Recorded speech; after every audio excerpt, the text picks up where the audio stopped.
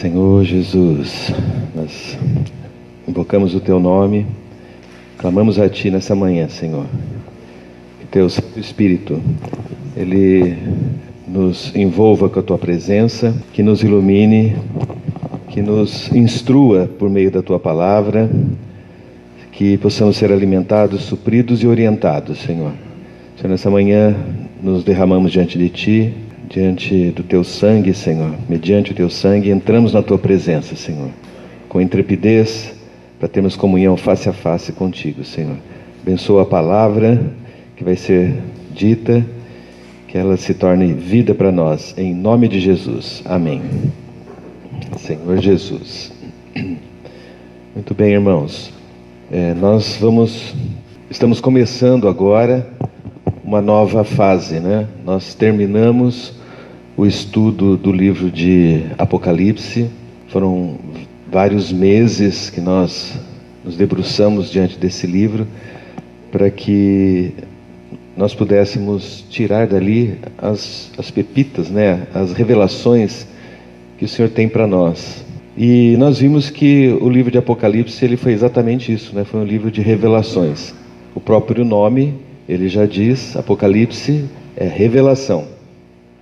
E nós vimos ao longo de todo o livro, ao invés de nós ficarmos com medo do livro, nós ficamos muito empolgados, né? Porque ele mostrou uma pessoa, né? O livro de Apocalipse foi a revelação de Jesus Cristo. E nós vimos que foi uma revelação em dois aspectos, né? Uma revelação da pessoa de Jesus Cristo. Ele foi revelado neste livro. Nós vimos o Senhor ali sendo o centro, né,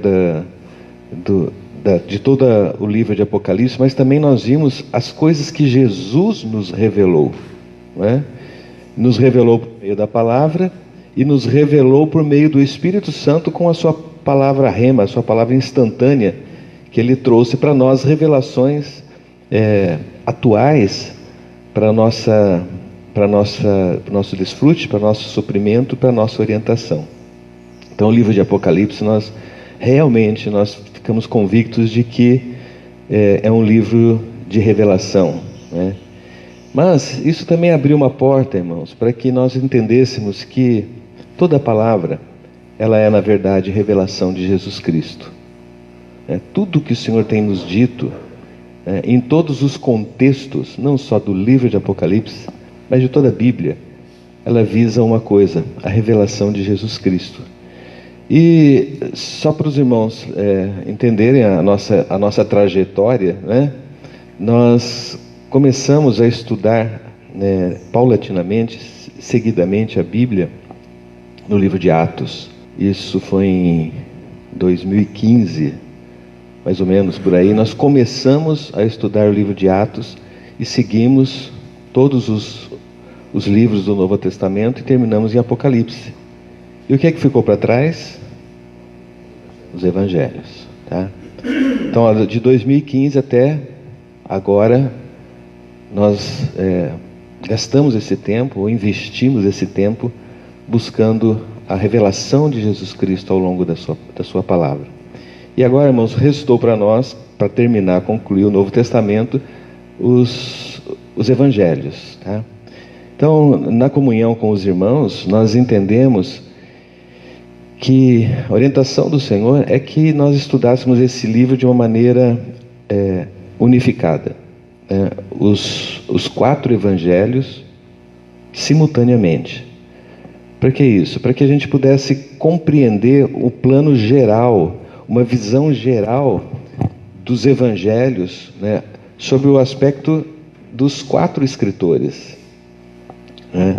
Porque tem alguns textos que você encontra em Mateus, em Marcos, outro você encontra em Lucas e em João, outro você encontra em todos, outros você encontra só em João, não é? E aí, dessa maneira, a gente consegue ter uma visão panorâmica. Aí nós falamos, vamos juntar isso de uma maneira orgânica para que a gente possa compreender. E a hora que nós descobrimos, isso já existe há muito tempo, né? Isso se chama harmonia dos evangelhos, tá? Para os irmãos terem uma ideia, né? Essa maneira sistemática, né, de estudar os 4 evangelhos de forma paralela e de forma cronológica, isso já começou, irmãos, há muito tempo atrás, né? Nós temos registro em 1860, Dr. Ed Robinson foi o primeiro que começou a trabalhar, juntar, na verdade, né, os textos bíblicos de maneira alinhada. Em 1860, 1870 temos uma outra edição de G.W. Clark. Depois, em 1893, tem uma nova versão de John A. Brothers. Ele fez uma diferenciação aqui, irmãos, é uma coisa interessante, porque a versão que nós estamos usando vem desse Brothers. Então ele lança uma harmonia dos evangelhos, não mais baseadas em datas exatas, que os antecessores eles queriam datar os eventos de Cristo, né, da vida de Cristo, mas a partir daí eles entenderam que não estava funcionando tentar datar, mesmo porque o nascimento do Senhor nós não sabemos com exatidão, né? Os acontecimentos são relatados de maneira geral e não se consegue efetivamente datar. Por quê? Também não interessa para nós, irmãos, a datação exata, mas interessa nós entendermos o ministério do Senhor Jesus na terra. Isso é o ponto importante. E a partir de então, eles começaram a fazer então essa harmonia, não mais baseadas na exatidão das datas, mas nesses períodos da vida do Senhor, né? Então ele percebe que tem seções dentro dos evangelhos que são comuns a todas, né? Por exemplo, a identificação do Senhor, quem Ele é, a revelação, o registro da hostilidade que o Senhor sofreu ao longo da sua vida, as perseguições, e também o treinamento dos apóstolos. Então são assuntos e são temas que são pertinentes a todos os evangelhos. Então, agora, olhando os evangelhos sobre esse aspecto, a gente consegue tirar mais vida, né, desse estudo. Depois, irmãos, de 1893, houve revisão em 1903 de A.T. Robertson. Em 1922, o Robertson fez uma nova revisão. Em 1988, Robert Thomas e Stanley Gundry, eles fizeram uma nova revisão. E essa nova revisão foi traduzido para o português em 2004, que está aqui. Tá? Então, esse livro aqui, irmãos, é um livro supradenominacional, é um livro de estudo, onde ao longo das eras, esses irmãos juntaram os evangelhos de maneira coordenada, né, separando, né, cada texto que tem a sua correspondência e de uma maneira cronológica todos os eventos, todos os acontecimentos, não mais datados, mas a sequência dos acontecimentos que foram registradas nesse estudo. Então, irmãos, qual que é o objetivo nosso de nós estudarmos, então, os 4 evangelhos de maneira harmônica, tá? Novamente, irmãos, aquilo que nós aprendemos com o estudo de Apocalipse, nós aplicamos e aplicaremos no estudo dos evangelhos. Nós vamos buscar, irmãos, diante do Senhor, a revelação de Jesus Cristo. Não somente a revelação da pessoa de Jesus Cristo, mas o que Ele é, o que Ele quis nos mostrar, o que Ele significou para nós. O registro dos evangelhos é o registro da vida do Senhor aqui na terra. E vamos combinar que talvez esse seja o evento mais importante para nós que cremos no Senhor, porque ele trata da encarnação do Verbo de Deus, o registro da vida humana do Deus encarnado. Então, irmãos, presta atenção, né? As pessoas tratam Jesus muitas vezes como um personagem histórico, que andou na Galileia, ele uns colocam como um político, ou como um anarquista, ou alguém que veio agitar o domínio romano sobre o povo judeu.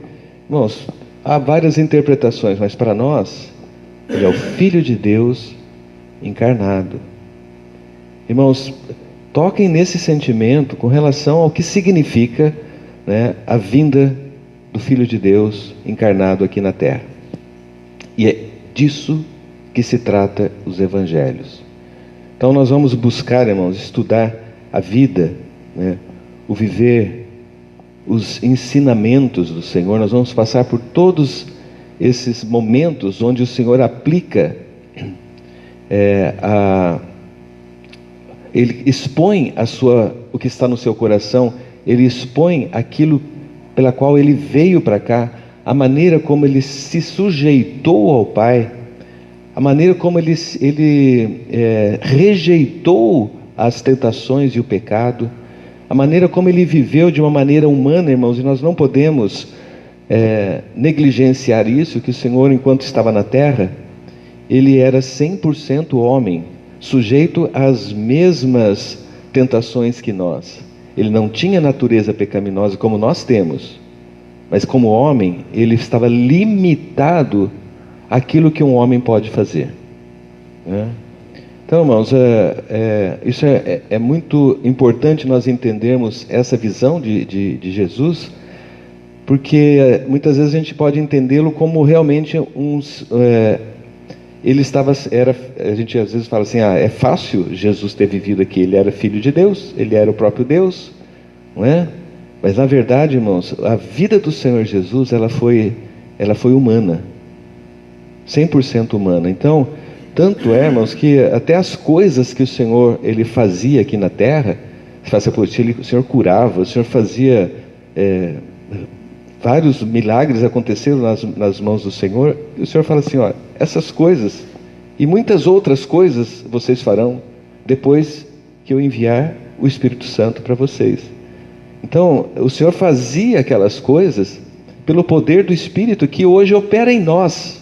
Então, da mesma maneira como o Senhor foi cheio do Espírito e Ele foi instrumento e foi usado dentro do mover do Espírito, irmãos, o Senhor nos deu o mesmo direito e a mesma capacidade, né? Mas isso tudo para mostrar, irmãos, que a vida do Senhor, ela precisa realmente ser estudada de uma maneira para nós entendermos o que ela significa para nós. Obviamente, nós todos como cristãos, nós já sabemos e já entendemos a importância da vida do Senhor, não é? Mas nós precisamos entrar um pouco mais, irmãos, para a gente conhecer a fundo, né, a vida do nosso amado Senhor Jesus aqui na terra, tá? Então, a nossa intenção ao estudar os evangelhos, a harmonia dos evangelhos, é estudar os passos, né, do nosso Redentor, né, e também da nossa redenção, irmãos, porque essa vida, ela veio para nos trazer a redenção. Nós somos redimidos pelo que o Senhor fez aqui na terra, tá? Então você vê como é importante o registro, né, da vida do Senhor. E esse evangelho, né, que é a boa nova, vai nos mostrar e vai nos trazer no coração, irmãos, um amor muito maior do que nós temos pelo nosso amado Senhor, muito maior, né? Então, irmãos, essa é uma introdução. Nós vamos entrar em alguns tópicos hoje, porque nós já vamos começar a entrar nesse estudo, irmãos. E o primeiro item que nós vamos falar um pouquinho, irmãos, é a respeito do propósito, né? Com relação aos evangelhos que foram escritos, o único livro onde alguém registra a razão pela qual o livro foi escrito é o livro de Lucas, tá? Então nós vamos ver agora alguns aspectos que dizem respeito a essa intenção de Lucas escrever, né? Então esse registro só tem em Lucas, não tem em Mateus, não tem em Marcos, não tem em João. Então vamos abrir Evangelho de Lucas, capítulo 1, versículos de 1 a 4.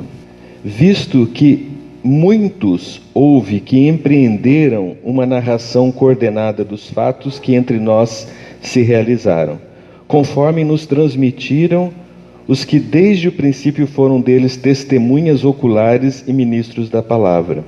Igualmente a mim me pareceu bem, depois de acurada investigação de tudo desde sua origem, dar-te por escrito, excelentíssimo Teófilo, uma exposição em ordem, para que tenhais certeza das verdades em que fostes instruído.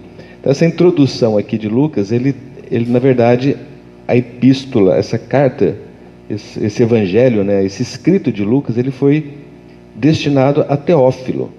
A Bíblia não registra exatamente quem foi esse Teófilo, mas pelo tratamento que lhe é dado aqui, ele chama de excelentíssimo Teófilo. Esse termo honorífero, ele normalmente era designado para governadores romanos. Então, provavelmente, ele era alguém do governo romano que se converteu ao Senhor.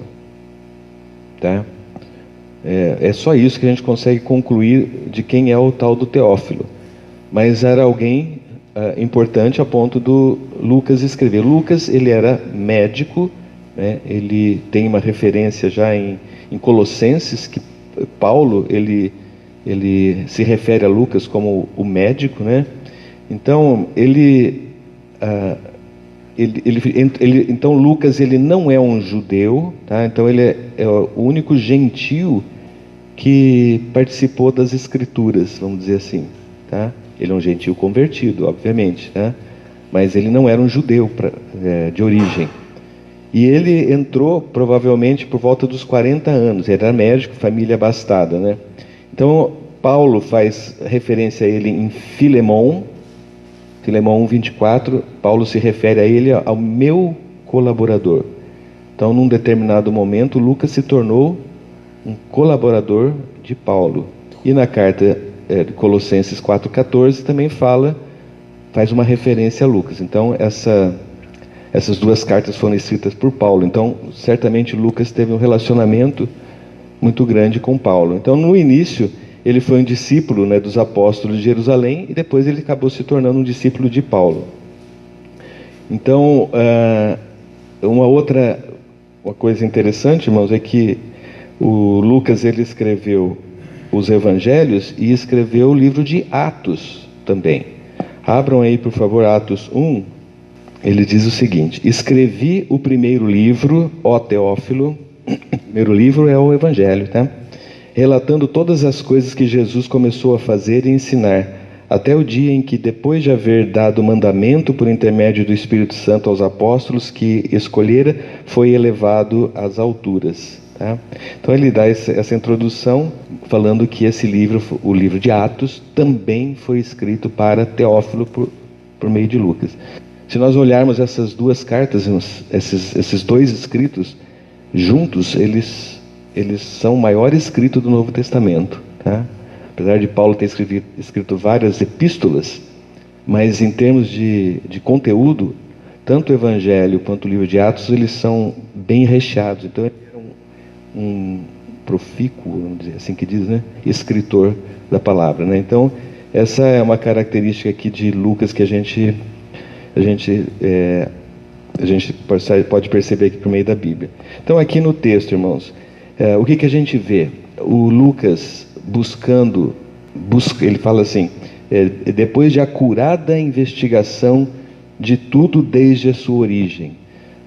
As informações naquela época eram passadas normalmente de forma oral, verbal. As pessoas iam contando a história uma para as outras, né? Porque nem todos tinham a habilidade de escrever. Então aqui ele foi ouvindo, né? E ele ouviu de muitas pessoas que participaram dos eventos. Então ele fala a respeito das testemunhas oculares e dos ministros da palavra. Então ele pôde juntar toda essa informação e colocar no papel. Graças a Deus, né, irmãos, que por causa disso nos chegou até hoje as informações preciosas que estão neste livro, né? Mas o ponto aqui, irmãos, é o seguinte: ele escreveu para o Teófilo para que ele tenha plena certeza das verdades em que fostes instruído. Então esse é o ponto, irmãos, né? É ter a plena certeza das verdades, né? Isso vale para Teófilo, como vale para nós, né? Por que, irmãos, que nós insistimos tanto em enveredar pelo estudo da palavra? Tantos anos estudando a palavra, nós trazemos temas diferenciados, nós fazemos praticamos várias variações sobre temas, mas nós caminhamos sempre em cima da palavra. Por quê, irmãos? Porque na palavra, né, o Senhor tem a possibilidade de realmente nos fortalecer nas verdades, né? A pura palavra, ela traz para nós a revelação genuína do Senhor. Óbvio que nós estudamos livros de vários autores, vários estudiosos ao longo dos séculos que estão atrás de nós, estamos nos ombros desses irmãos, né? Mas como é bom, irmãos, nós nos mantermos firmes na palavra, porque nós queremos, irmãos, ter plena certeza, plena convicção das coisas que nós fomos instruídos. E não é isso que nós experimentamos, irmãos? Quanto mais avançamos na palavra, mais certeza nós temos de quem nós somos, né? Do que nos espera, da nossa fé, da nossa esperança. Nós podemos, irmãos, trazer várias palavras motivacionais, por exemplo, para os irmãos, né?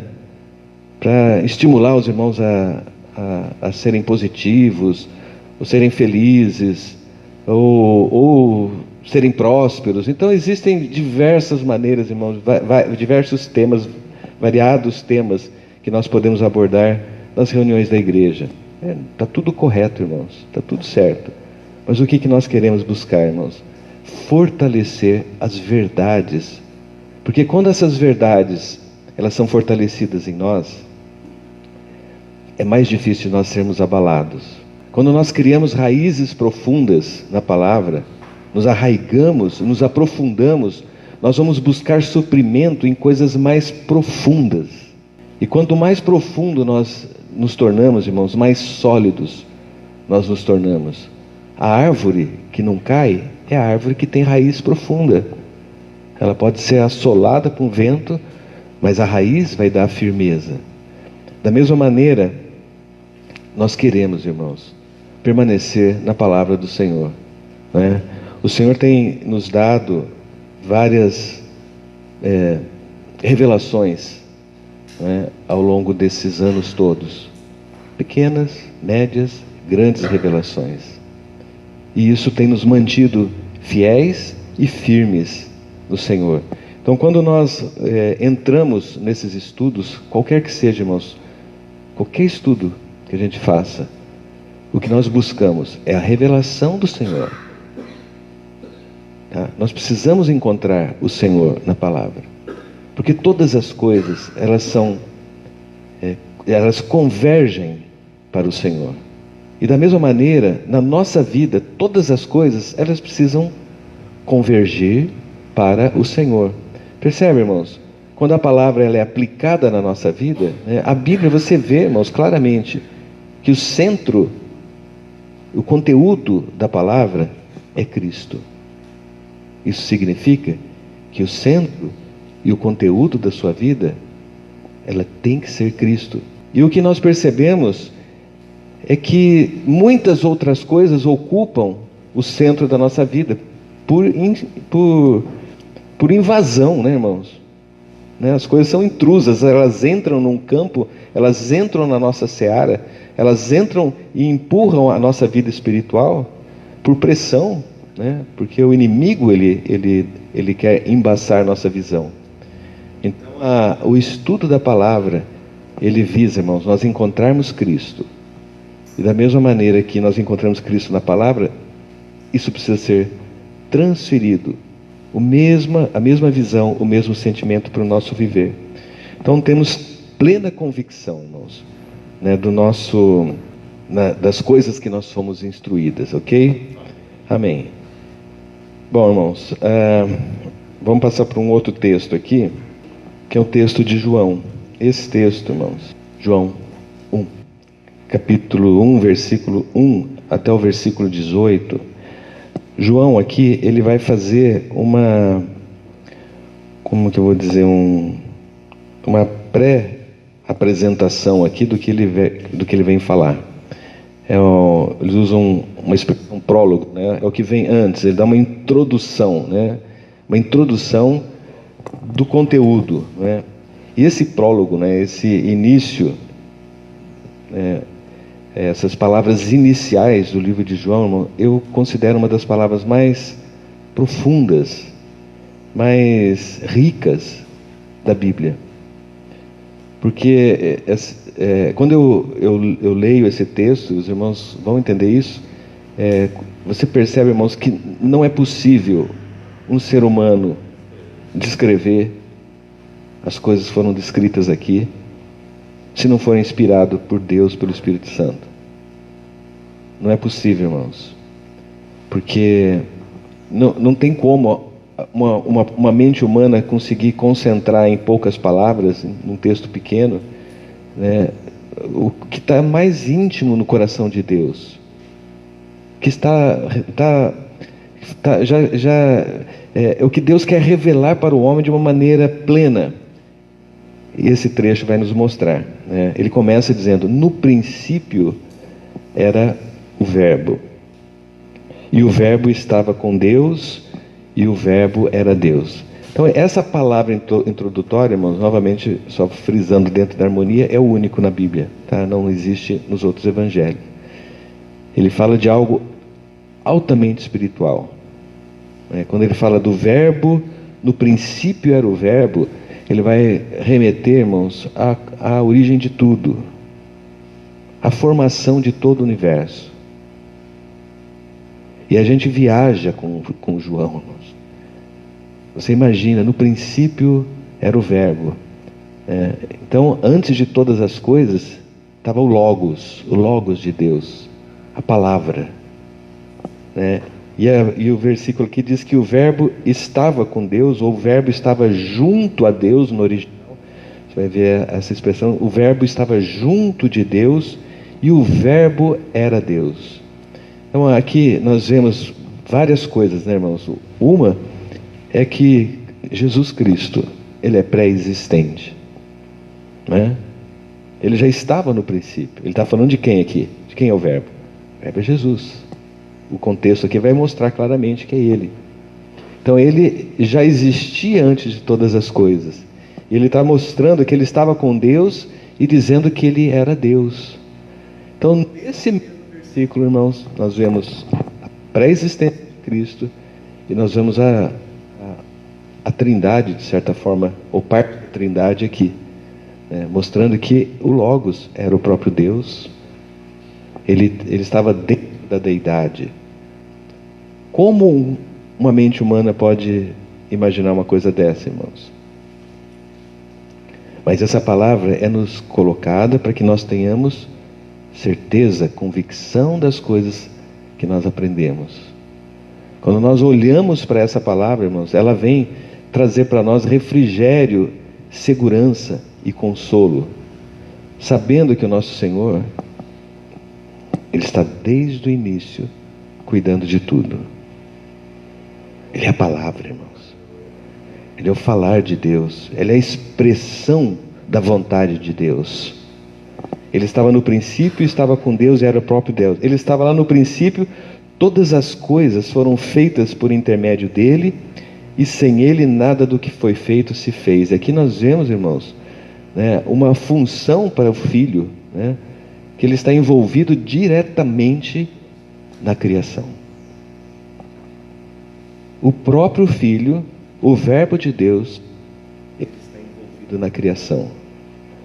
E ele precisava criar o ambiente para que ele pudesse vir a este ambiente e executar a sua obra salvadora, redentora.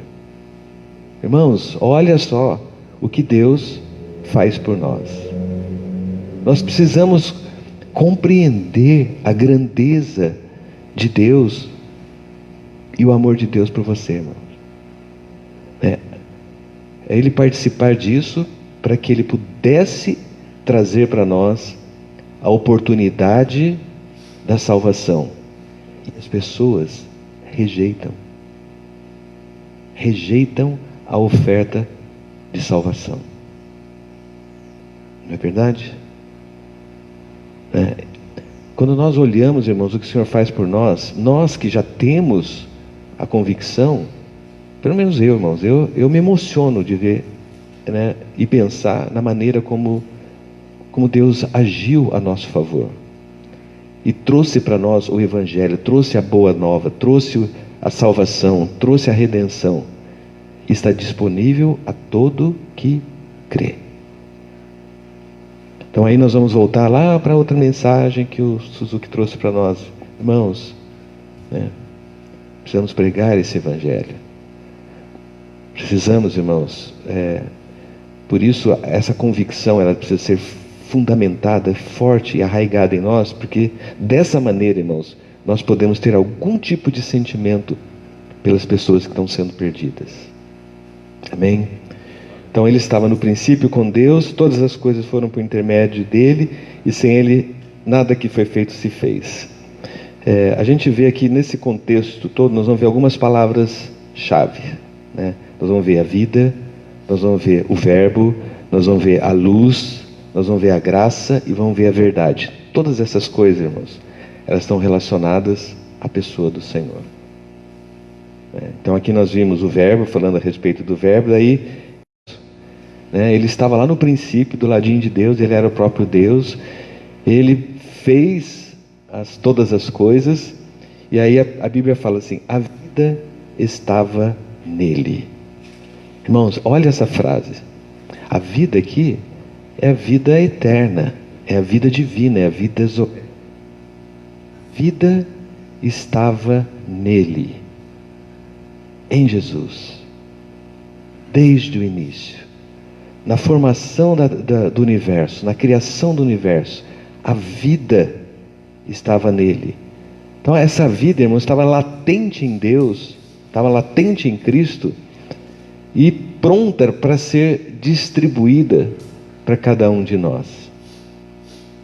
Era essa vida, a vida Zoé, a vida eterna que estava com Deus. E aí o versículo diz que a vida era a luz dos homens.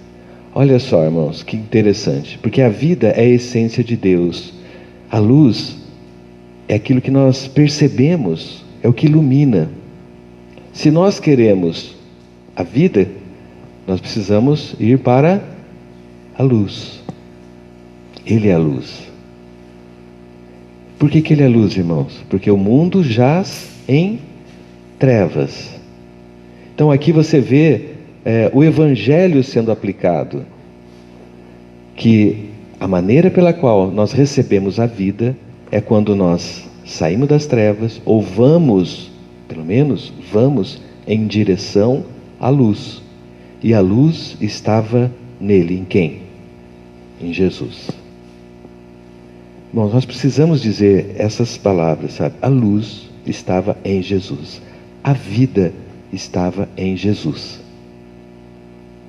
É nele que está a nossa esperança. Então nós olhamos para o Senhor e Ele nos ilumina.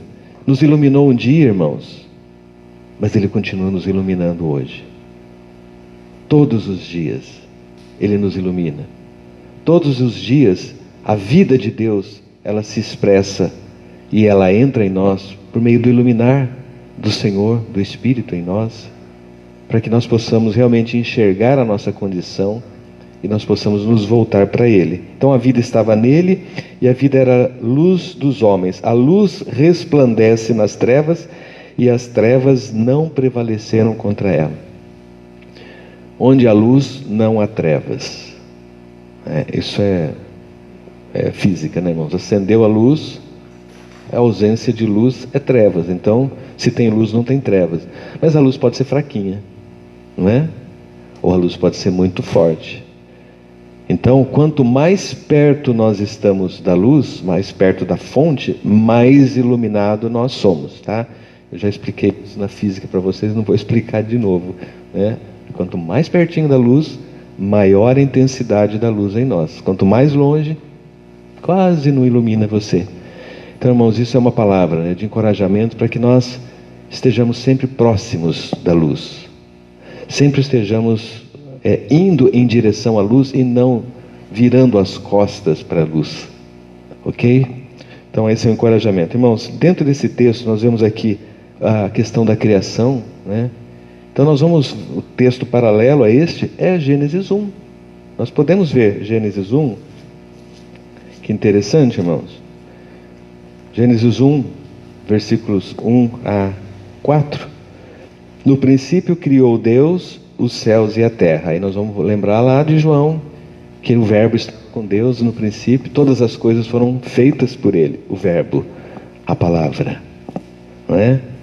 E aí a terra estava sem forma, ou na melhor tradução, a terra tornou-se sem forma e vazia, e havia trevas sobre a face do abismo, e o Espírito de Deus pairava sobre as águas. Então o que nós falamos agora há pouco, irmãos, de João? Que ele era a luz, e a luz não prevalece contra as trevas. E aqui o que nós tínhamos? Trevas. As trevas estavam aqui, não é? Havia trevas sobre a face do abismo. A Bíblia nos diz que a terra se tornou sem forma e vazia. Isso nós já estudamos em outra oportunidade, né? Em que momento que ela se tornou, mas nós não vamos entrar nesse tema agora. Mas ela se tornou, ela não era, mas ela se tornou sem forma e vazia. E aí havia trevas. E aí nós vemos uma coisa interessante: o Espírito de Deus pairava sobre as águas. Então aqui nós completamos a Trindade, né? Temos lá o Pai, temos o Filho, o Verbo, estava com Deus, e aqui nós também temos o Espírito de Deus pairando sobre as águas. E essa expressão pairando, ela tem esse sentido mesmo é como uma ave pairando sobre alguma coisa. Ele está meio que flutuando ali. Ele estava esperando alguma coisa para gerar a vida. Então o Espírito de Deus pairava sobre as águas. E aí disse Deus: haja luz, e houve luz. Então aqui nós vemos a expressão máxima e plena do Logos de Deus se expressando. Quando ele fala, haja, houve luz, não é? E aí nós vimos que quem era a luz? Cristo. Cristo era a luz. Aqui, irmãos, primeira coisa que surge depois da queda do universo, da criação, né, que se estabelece as trevas. Então a luz, ela aparece novamente. Essa luz é Cristo. Então nós vemos a criação aqui em Gênesis 1, em paralelo com João 1, é a mesma coisa, irmãos, falando a mesma coisa de maneira diferente. E também podemos vamos para Hebreus capítulo 1. Havendo Deus outrora falado muitas vezes e de muitas maneiras aos pais pelos profetas, nesses últimos dias nos falou pelo Filho, a quem constituiu o herdeiro de todas as coisas, pelo qual também fez o universo. Então, de novo, nessa introdução aqui, nós estamos vendo falar sobre a criação e estamos ouvindo falar sobre o falar de Deus, o Logos de Deus. Quem tem falado nesses dias atuais? O Filho. Ele é o Verbo, não é isso? Ele é a luz dos homens. Então ele aqui é o resplendor da glória e a expressão exata do seu ser. Resplendor da glória, irmãos, é luz. Então nós vemos aqui a glória do Senhor novamente iluminando. A luz nos traz a vida. Então o Senhor está presente novamente aqui, falando conosco, falando com todos nós. Aqui está falando falou pelos profetas, mas agora o Senhor nos últimos dias, esses últimos dias diz respeito ao Senhor encarnado, né? Tem nos falado pelo Filho, que constituiu o herdeiro de todas as coisas, pelo qual fez o universo. Então todas as coisas, elas foram feitas pelo Senhor. Ele é o resplendor da glória e expressão exata do seu ser.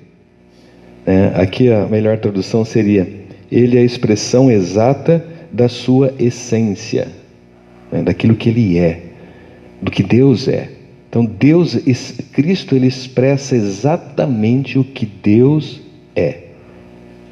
Então, irmãos, quando a gente tem essa visão panorâmica, a gente vê todos os aspectos de Deus, do Deus triuno aqui juntos, não é? A essência de Deus sendo expressa pelo Filho, né? O Espírito também pairando para que haja um ambiente na qual essa vida possa ser dispensada, né? E o Cristo expressando exatamente o que Deus é, sustentando todas as coisas pela palavra do seu poder. Então aqui de novo nós vamos ver a respeito da palavra, não é? Sustentando então todas as coisas que o Senhor criou, desde o início até hoje, irmãos, são sustentadas pela palavra do seu poder. Palavra do seu poder. Não é pelo poder da palavra, é pela palavra do seu poder. A expressão do poder de Deus se revela por meio da palavra. Entende? Quando o Senhor fala, existe a manifestação do poder de Deus. Então, a palavra sustenta todas as coisas. Quando essa palavra se expressa, é ela que sustenta todas as coisas. Então, quem sustenta todas as coisas é o Verbo de Deus. Quem sustenta todas as coisas até hoje é Cristo Jesus. Todas as coisas, irmãos, estão firmes nas mãos do nosso Senhor Jesus, sustentando todas as coisas pela palavra do seu poder. E depois de ter feito a purificação dos pecados, depois de que Ele morreu, ressuscitou por nós, Ele assentou-se à direita da majestade nas alturas, tornando-se tão superior aos anjos, quanto herdou o mais excelente nome do que eles. Então aqui nessa passagem, irmãos, a gente consegue ver também de maneira... Deus triuno agindo de maneira plena, em especial a ação do nosso Senhor. Amém? Então, voltando lá para o texto de João, então nós vemos aqui esses 4 primeiros versículos falando a respeito da criação, a respeito da luz, a respeito da palavra, do verbo, né, da expressão de Deus, do Espírito pairando. Então tudo isso, irmãos, a gente vê uma preparação, a gente tem um sentimento de preparação, né, para aquilo que viria. Aí ele abre um parênteses, né, ele fala um pouquinho mais da luz, né? Houve um homem enviado por Deus, cujo nome é João. Eu voltei aqui para o texto de João, tá? Evangelho de João 1:6. Houve um homem enviado por Deus, cujo nome era João, tá? É o João Batista. Este veio como testemunha, para que testificasse a respeito da luz, a fim de que todos virem a crer nele por intermédio dele. Ele, João, não era luz, mas veio para que testificasse da luz, a saber, a verdadeira luz que vinda ao mundo ilumina todo o homem. Então aqui nós vemos o evangelista, né? o João Batista, né? Ele, precursor do Senhor, ele veio para testificar a respeito da luz. Então, novamente, a ênfase aqui, irmãos, está na questão da iluminação. A pregação de João qualquer: arrependei-vos, arrependei-vos, arrependei-vos. Então, o arrependimento era o caminho para a aproximação dessa luz. E para nós, irmãos, não é diferente. A nossa aproximação do Senhor, Ele exige de nós o arrependimento dos nossos pecados, porque a Bíblia nos fala que os nossos pecados fazem a nossa separação de Deus. É aqui eu falei, né? Nossos pecados nos distanciam de Deus, cada vez mais e cada vez mais. Aí nós vemos a história do filho pródigo, que se afastou, né? E se perdeu, e um dia ele voltou, né? Então, quanto mais longe você está, menos você enxerga a luz do Senhor, e menos a luz do Senhor te ilumina para mostrar para você a sua condição. Então é um perigo, irmãos. Nos afastar da presença do Senhor não é uma coisa boa, tá? Qualquer coisa que nós possamos argumentar ou justificar o porquê que nós estamos afastados, não vai ser suficiente. Você pode explicar para mim, para o outro irmão, mas para Deus não. Você pode se justificar para si mesmo, mas para Deus não. Porque Deus, Ele te quer na presença dEle, por inteiro. Então nós precisamos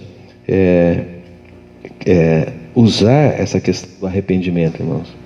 Porque se a luz nos ilumina e ela mostra qualquer mácula, né, é a oportunidade que nós temos para nós tratarmos diante do Senhor e não perder a presença do Senhor. Essas palavras, irmãos, é de encorajamento para nós, porque é muito melhor nós estarmos na presença de Deus do que escondidos como Adão fez quando ele pecou, se escondeu da presença de Deus. Não vai te ajudar em nada, irmão. Tua vergonha diante de Deus não te ajuda em nada. É melhor nós estarmos iluminados, não é verdade? Então o João, ele veio aqui para testificar a respeito dessa luz. Aí a Bíblia fala assim: o verbo estava no mundo, o mundo foi feito por intermédio dele, novamente reforçando a questão da criação. Mas o mundo não o conheceu. Então é uma tristeza, né, nós imaginarmos Deus criando o mundo, Cristo participando disso, e aí veio o universo feito, o homem colocado, e o Senhor vem. Quem é esse? Quem é esse homem? Ninguém o reconhece. Veio para o que era seu e os seus não o receberam. Então, não somente a criação ou os homens de um modo geral não o receberam, mas também aqueles que eram judeus, né? Daqueles que eles vieram para os judeus primeiramente, né? A salvação primeiramente era para os judeus. E os judeus não o receberam. Aquele Deus que preparou todas as coisas para que pudesse ser dispensado, falou: não quero saber de você, não. Foi assim que ele foi recebido, ou não recebido, né? Mas a todos quanto o receberam, deu-lhes o poder de serem feitos filhos de Deus, a saber, os que creem no seu nome. Graças a Deus por esse versículo, irmãos. Aqui, a melhor tradução seria: todos quantos o receberam, deu-lhes a autoridade de se tornarem filhos de Deus. No original, é a palavra mais correta. Autoridade. Eu sempre achava e já falei isso até aqui do púlpito uma vez, né, o poder de se tornar filho de Deus, o maior poder do universo. Mas não é essa a conotação aqui, tá? Não, a palavra não é dínamos. A palavra lá é genestai. Não, desculpa. Exaucian. É uma outra palavra que ela diz respeito a receber uma autoridade delegada. Então, nós recebemos a autoridade, né, a autorização para nos tornarmos filhos de Deus, né, porque em Cristo Jesus, Ele nos comprou e nós nos tornamos legalmente filhos de Deus, entende? Então, é mais profundo, né, do que simplesmente você ter uma virada de natureza, que de fato acontece, né? Nós recebemos a vida de vida, mas nós recebemos por uma autorização, uma autoridade divina, né? Nós nos tornamos filhos de Deus, né?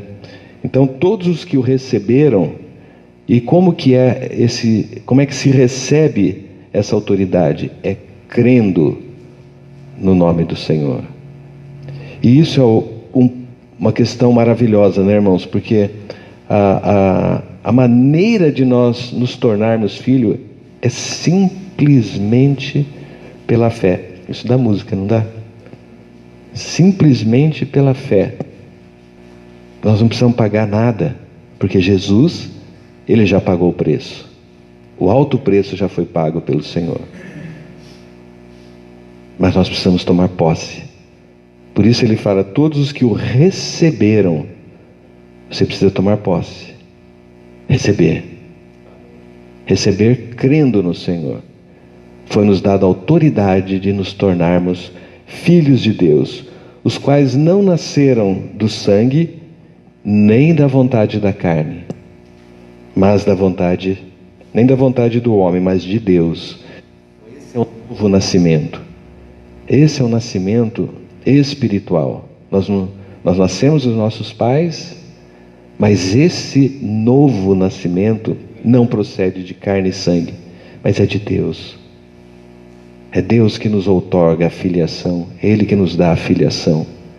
Quando nós cremos nesse Senhor, quando nós o recebemos, né, no nosso coração. E o Verbo se fez carne e habitou entre nós, cheio de graça e verdade. E vimos a sua glória, glória como do unigênito do Pai. Aqui nós vemos também esse versículo, irmãos, que diz que o Verbo se fez carne. A melhor tradução também é: o Verbo se tornou carne. É o mesmo verbo que nós vimos ali em cima, quando nós nos tornamos filhos de Deus. É o mesmo verbo. O Verbo se tornou carne. Olha só que inversão, né? Nós que éramos somente carne pecaminosa, nos tornamos filhos de Deus. E o Filho de Deus se tornou carne. São duas inversões. Só que o Filho de Deus, isso, irmãos, é para a gente compreender realmente a profundidade da encarnação do Verbo. O Verbo se tornou carne. E no original aqui é o sarx. É a pior manifestação da carne. Só que sem o pecado. Vamos deixar isso sempre bem frisado. Mas ele se tornou humano, irmãos. Humano. Filho de Deus se tornou humano. E nós se tornamos filhos de Deus. Maravilhoso, né, irmãos? A gente vê que essa inversão de posição, né, o próprio Deus, o próprio Verbo de Deus, ele deixar temporariamente alguns atributos da sua divindade para se tornar carne. E aí ele vir e viver a vida humana para poder depois nos socorrer quando nós somos tentados, né? Que diz Hebreus. Ele se fez carne e tabernaculou entre nós, cheio de graça e de verdade. A palavra habitou aqui, nós já sabemos que ela pode ser traduzida como tabernaculou, que ele veio, então faz uma relação com o tabernáculo, que o Senhor vinha e depois ele voltava, né? Depois o Senhor veio, tabernaculou entre nós e voltou. Mas o que nós vimos lá em Apocalipse 21? Né? Desceu, eis o tabernáculo de Deus com os homens. Então, aí nós vemos que o tabernáculo, que é o lugar de habitação, ele se torna eterno, né? Juntamente com nós, juntamente com Deus. Mas nesse momento, o Filho, ele tabernaculou entre nós, ele viveu por um tempo aqui entre nós, cheio de graça, que é a própria expressão da vida de Deus em nós. Ela é graça para nós. A vida que estava nele, que era a luz dos homens, ela se manifesta a nós por meio da graça, que é a manifestação e a expressão de Cristo na nossa vida.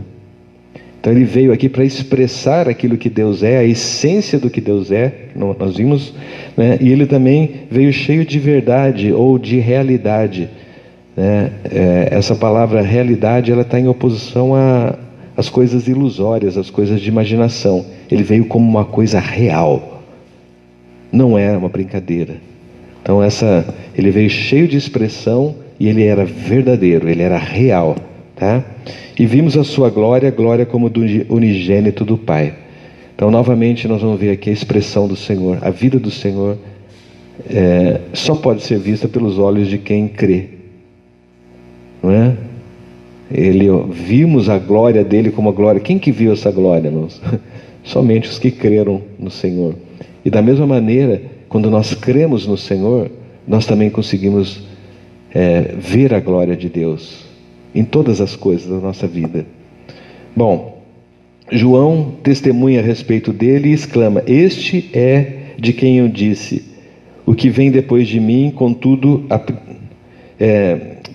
desculpa, irmãos, Ele diz: João testemunha a respeito dele e exclama: este é o de quem eu disse, o que vem depois de mim, tem contudo a primazia, porquanto já existia antes de mim. Cronologicamente, Jesus nasceu depois de João, né? Nasceu depois. Mas aqui João diz que ele já existia antes de mim. Então você vê que a expressão aqui é relacionada à pré-existência do Senhor. Porque todos nós temos recebido da plenitude e graça sobre graça. Porque a lei foi dada por intermédio de Moisés, a graça e a verdade vieram por meio de Jesus Cristo. Ninguém jamais viu a Deus, o Deus unigênito que está no seio do Pai, quem o revelou. Então aqui nós vemos o Verbo se tornando carne, ele vindo como expressão da glória de Deus e ele chegando a nós cheio de graça e de realidade. E aí nós vemos a sua glória e ele diz que ninguém jamais viu a Deus, o Deus unigênito que está no seio do Pai é quem o revelou. Nós lemos quando perguntaram para Jesus: Jesus, mostra-nos o Pai.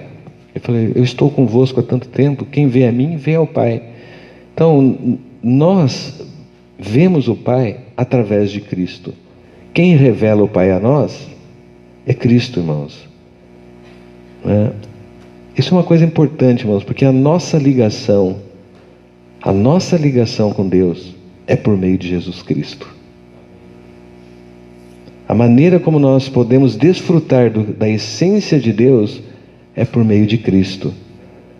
A maneira pela qual nós podemos receber a iluminação para que possamos enxergar a nossa condição é por meio de Cristo.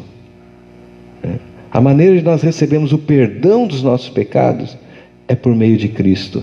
Maravilhoso, irmãos. Nosso Senhor Jesus, Ele é maravilhoso, né? Essa introdução de João, irmãos, você vê, nessa sequência da harmonia, irmãos, ela precisava estar exatamente nesse ponto, porque nós precisamos ter uma visão clara de quem é esse Verbo, de quem é esse Jesus, para nós entendermos tudo que Ele vai fazer daqui para frente, da onde Ele veio, qual a sua origem, o que Ele queria fazer, como Ele ia nos alcançar, por meio de que ferramentas Ele vai fazer isso, irmãos. Graças a Deus que nós podemos desfrutar plenamente, irmãos, de toda a realidade de Cristo hoje, né?